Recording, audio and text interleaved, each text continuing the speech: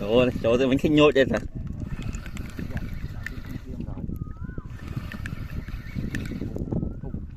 Dạ, chỗ rồi. Mặt cho nhốt đấy bà.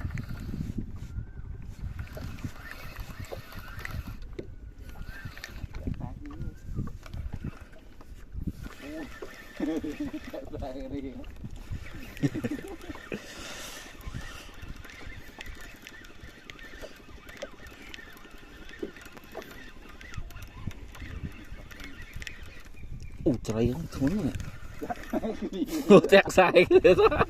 Ô, nó phi chắc ăn luôn.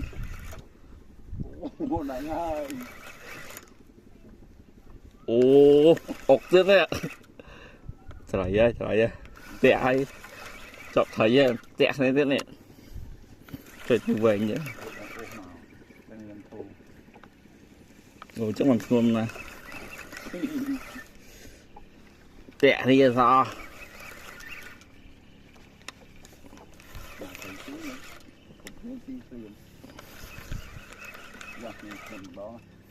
Một tu rồi đâu.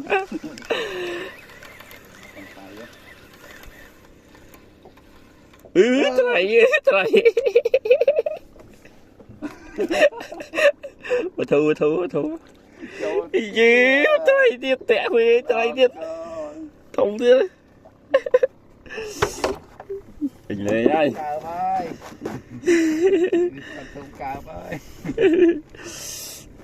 Mình những cái tò ấy đó nghe. Thôi.